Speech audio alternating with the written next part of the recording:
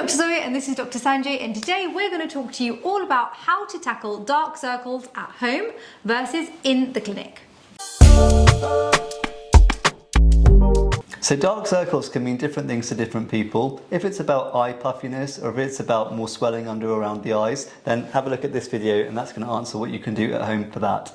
Now, actual dark circles where the skin colour appears darker than the rest of the face, you can see these examples on the screen now.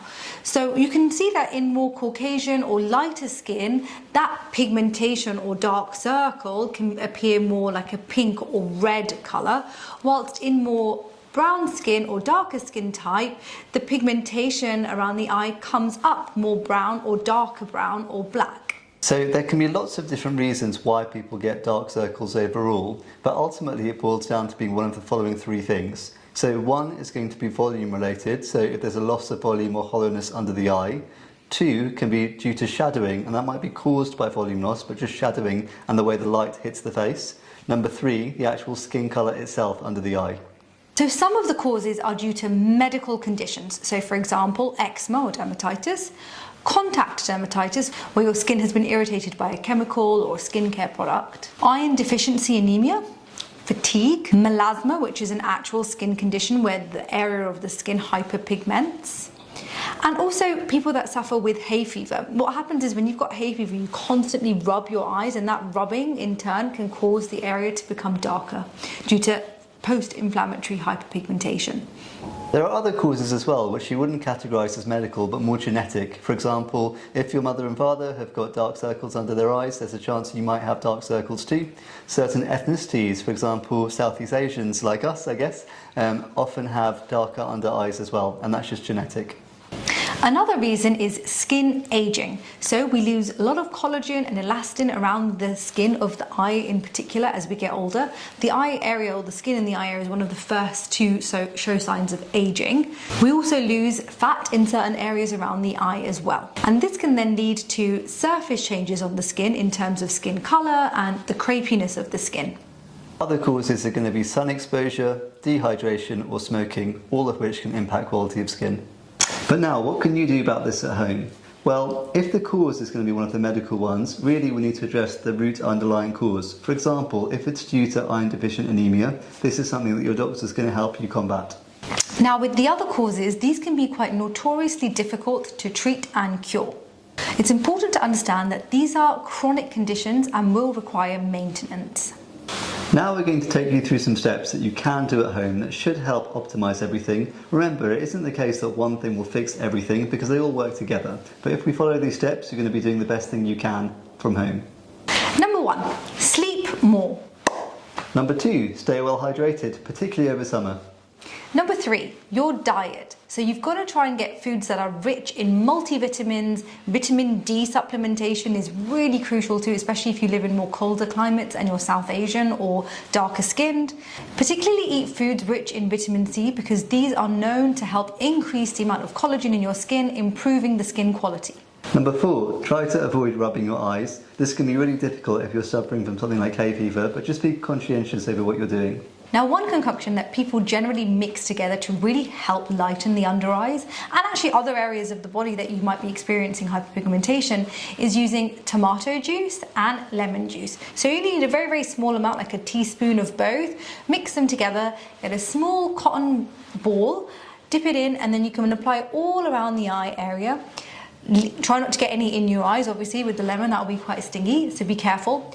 And then just leave it on for 10 minutes while you do your other things, and then wash it off with cold water, not warm, but cold water after 10 minutes. And that will really help lighten up the skin because the tomatoes contain an ingredient called lycopene, which helps reduce pigmentation, and the lemon contains vitamin C or L-ascorbic acid, which also helps to reduce pigmentation, but it's also an antioxidant, and it also helps to stimulate collagen production and tighten your skin.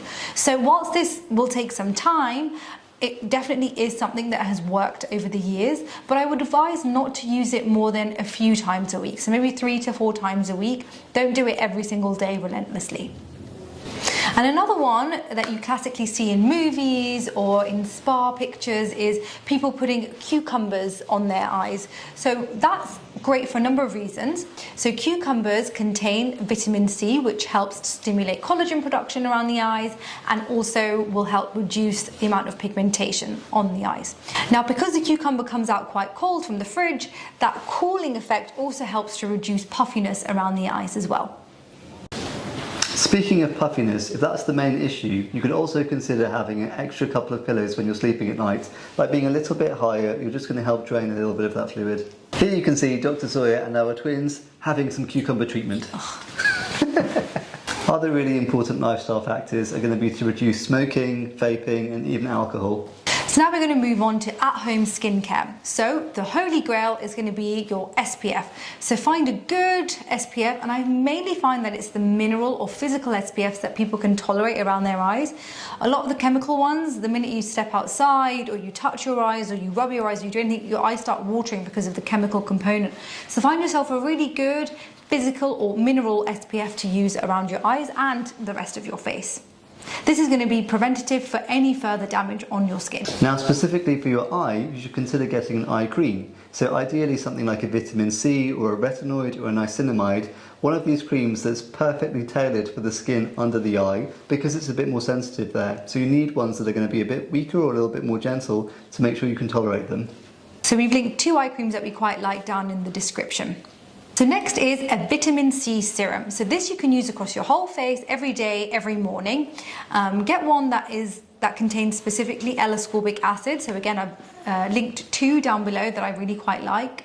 And vitamin C is very important for the area around the eye specifically because it's gentle enough for that area to tolerate it, but it's going to be doing all those fabulous things that the lemon and the cucumbers, etc. were doing, but it's concentrated and created for your skin specifically, so it's much more potent and you'll get results faster.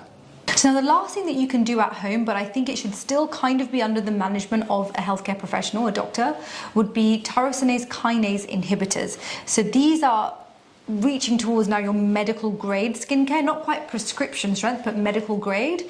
So tyrosine kinase inhibitors are a group of ingredients that target the pathway that your skin takes to create pigment on your skin. So if you inhibit those enzymes or that pathway, then you get reduced pigmentation on your skin. So these can be things like azelaic acid or arbutin. These you can get over the counter, but they're considered more medical grade and you should really be using them under the guidance of a healthcare professional.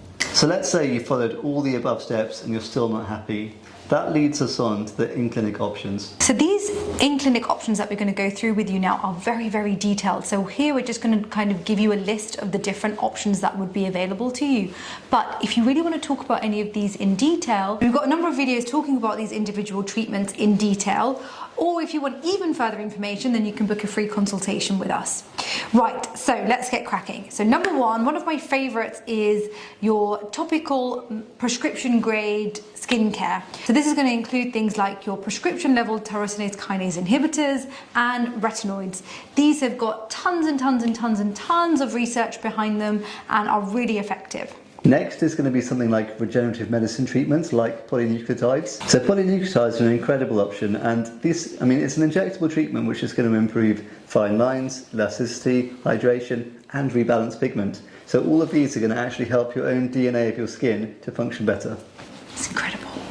Next is chemical peels. So these can be of varying strengths. The ones that are for around the eye and the skin of the eye, they're going to be quite specific and sensitive for the skin of the eye. Now the one that I really, really like for around the eye is called the PRX T33 peel. You can see more information about it on our website, but this is an incredible one because it's got really light ingredients, but they're designed and encapsulated in a way to not cause irritation around your eyes.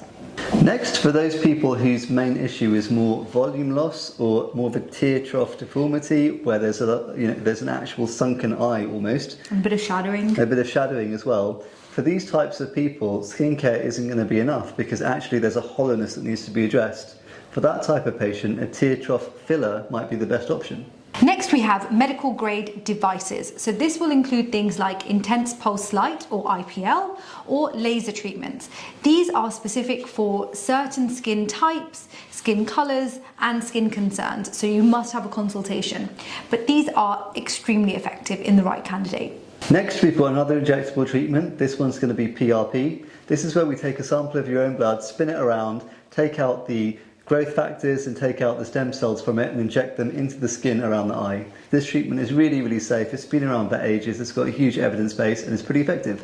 And lastly, one of my favourites is doing microneedling around the eyes, but not just the microneedling, because the microneedling will help with skin tightening and collagen boosting, but after you've done the microneedling, those small channels that have opened up where the microneedles have been, you can infuse a cocktail of antioxidants, peptides, amino acids, and skin brightening agents.